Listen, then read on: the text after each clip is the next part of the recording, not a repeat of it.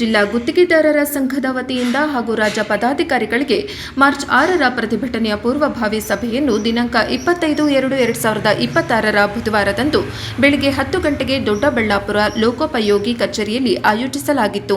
ಈ ಕಾರ್ಯಕ್ರಮದ ಸಂದರ್ಭದಲ್ಲಿ ಗುತ್ತಿಗೆದಾರರ ಸಮಸ್ಯೆಗಳನ್ನು ಆಲಿಸಲು ಮಾನ್ಯ ಗುತ್ತಿಗೆದಾರರ ರಾಜ್ಯಾಧ್ಯಕ್ಷ ಆರ್ ಮಂಜುನಾಥ್ ಅವರು, ಲಕ್ಷ್ಮೀಪತಿ ಜಿಲ್ಲಾಧ್ಯಕ್ಷರು, ಸುಬ್ರಹ್ಮಣಿ ಜಿಲ್ಲಾ ಕಾರ್ಯಾಧ್ಯಕ್ಷರು, ನಂದಕುಮಾರ್ ಪ್ರಧಾನ ಕಾರ್ಯದರ್ಶಿ, ಅರುಣ್ ಗೌಡ್ರು ಬೆಂಗಳೂರು ಗ್ರಾಮಾಂತರ ಜಂಟಿ ಕಾರ್ಯದರ್ಶಿ ಹಾಗೂ ನೆಲಮಂಗಲ ತಾಲೂಕಿನ ಪ್ರಧಾನ ಕಾರ್ಯದರ್ಶಿ, ಗುತ್ತಿಗೆದಾರರು ಹಾಗೂ ಹಲವಾರು ಬೆಂಗಳೂರು ಗ್ರಾಮಾಂತರ ಜಿಲ್ಲಾ ಎಲ್ಲಾ ತಾಲೂಕಿನ ಗುತ್ತಿಗೆದಾರರು ಭಾಗಿಯಾಗಿದ್ದರು.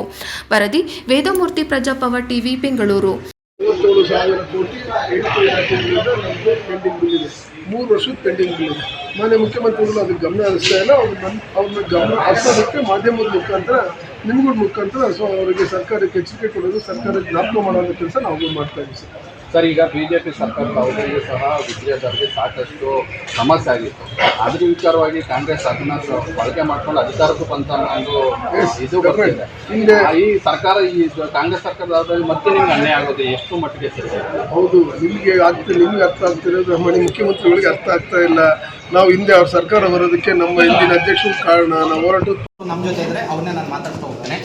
ಸರ್, ಈಗ 37,000 ಕೋಟಿ ಬಾಕಿ ಬರಬೇಕಾಗಿರೋದು. ಸೊ ಸರ್ಕಾರಕ್ಕೆ ನೇರವಾಗಿ ಯಾವ ಎಚ್ಚರಿಕೆಯನ್ನು ಕೊಡ್ತೀವಿ?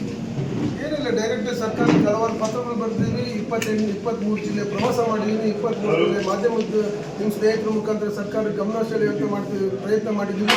ನಾವು ಇಲ್ಲಿ ಮಾಡಿರ್ತಕ್ಕಂಥ ಪತ್ರಿಕಾಗೋಷ್ಠಿ ಎಲ್ಲ ವಿವರಗಳನ್ನು ನಮ್ಮ CM ರಾಜಕೀಯ ಪತ್ರಿಕಾ ಮಾಧ್ಯಮ ಸಲಹೆಗಾರ ಇದರೆಲ್ಲ ಪ್ರಭಾಕರ್ ಸರ್ಗೆ ಡೈರೆಕ್ಟಾಗಿ ವಾಟ್ಸಪ್ ಮುಖಾಂತರ ಕಳಿಸ್ತಾ ಇದ್ದೀನಿ. ಆಮೇಲೆ ಹಲವಾರು ಮಂತ್ರಿಗಳು ನಮ್ಮ ಜೊತೆಗೆ ಮಾತಾಡಿದ್ದಾರೆ. ಆದರೂ ಸಹ ಇವತ್ತು ಮಾನ್ಯ ಮುಖ್ಯಮಂತ್ರಿಗಳು ಇದುವರೆಗೂ ಸಹ 23ನೇ ಜಿಲ್ಲೆ 23ನೇ ಪ್ರೆಸ್ ಮೀಟ್ ಇಷ್ಟು ಮಾಡಿದ್ರು ಕೂಡ ಅವ್ರಿಗೆ ಗೊತ್ತಾಗ್ತಾ ಇಲ್ಲ. ಮುಖ್ಯಮಂತ್ರಿಗಳಾಗಿದ್ದಾರೆ, 17ನೇ ಹಣಕಾಸು ಮಂಡನೆ ಮಾಡ್ತಾ ಇದ್ದಾರೆ. ಅವ್ರ ಮೇಲೆ ಭಾಳ ವಿಶ್ವಾಸ ಇದೆ. ಮೊದಲು ಇದೆ, ಈಗಲೂ ಇದೆ, ಕೊಡ್ತಾರೆ ಅಂತ. ಹಿಂದೆ 13-18ರಲ್ಲಿ ಇದೇ ಥರ ಇತ್ತು ನಮ್ಮ ಸಮಸ್ಯೆ. ಅವಾಗ ಒಂದು ಶಾರ್ಟಲ್ಲಿ ಪೇಮೆಂಟ್ ಮಾಡಿದ್ರು, ಎಲ್ಲಿಂದ ನಾವು ಬೇರೆ ಅಮೌಂಟ್ ತಂದುಬಿಟ್ಟು ಪೇಮೆಂಟ್ ಮಾಡಿದ್ರು. ಈಗಲೂ ಹಾಗೆ ಮಾಡಿ ಅಂತ ನಮ್ಮ ಒತ್ತಾಯ ಅಷ್ಟೇ ಸರ್. ಹಿಂದೆ ಈಗ ನಿಮ್ಮ ಮೂಲಕನೂ ಕೂಡ ಸರ್ಕಾರ ಬರಲಿಕ್ಕೆ ಒಂದು ಕಾರಣ ಕೂಡ, ಆದರೂ ಯಾಕೆ ಈ ಸರ್ಕಾರ ಇದನ್ನು? 100% ಮಾನ್ಯ ಮುಖ್ಯಮಂತ್ರಿಗಳು, ಅವ್ರ ಸಚಿವರು ಎಲ್ಲರೂ ಇದನ್ನು ಮರ್ತ್ಬಿಟ್ಟಿದ್ದಾರೆ. ಹಿಂದೆ ನಮ್ಮ ಹೋರಾಟದ ಫಲವಾಗಿ ಪರೋಕ್ಷವಾಗಿ ನಾವು ಸಹ ನಮ್ಮ ಹೋರಾಟನೂ ಅವ್ರ ಸರ್ಕಾರ ಬರೋದಕ್ಕೆ ಅಷ್ಟೋ ಇಷ್ಟೋ ನಮ್ಮ ಪರೋಕ್ಷವಾಗಿ ನಮ್ದು ಹೆಲ್ಪ್ ಆಗಿದೆ.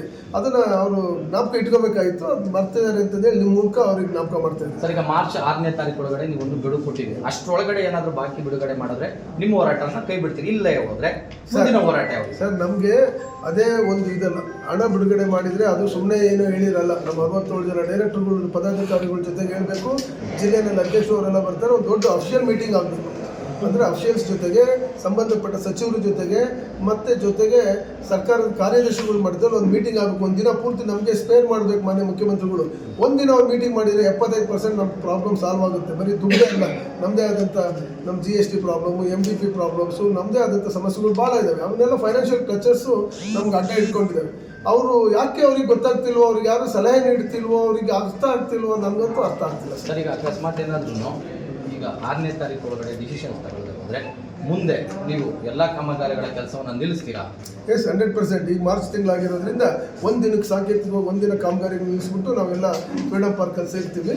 ನೆಕ್ಸ್ಟು ಏಪ್ರಿಲ್ ತಿಂಗಳಲ್ಲಿ ನಾವು ಅನಿರ್ದಿಷ್ಟ ಅವಧಿಗೆ ಎಲ್ಲರೂ ಒಂದು ಕಾಮಗಾರಿ ನಿಲ್ಲಿಸುವಂಥ ಕೆಲಸ ನಾವು ಕಾರ್ಯಕಾರಿ ಸಮಿತಿಯಲ್ಲಿ ಚರ್ಚೆ ಮಾಡಿಬಿಟ್ಟು ನಾವು ಅವತ್ತು 6ನೇ ತಾರೀಕು ಘೋಷಣೆ ಮಾಡ್ತೀವಿ ಸರ್. Okay, thank you.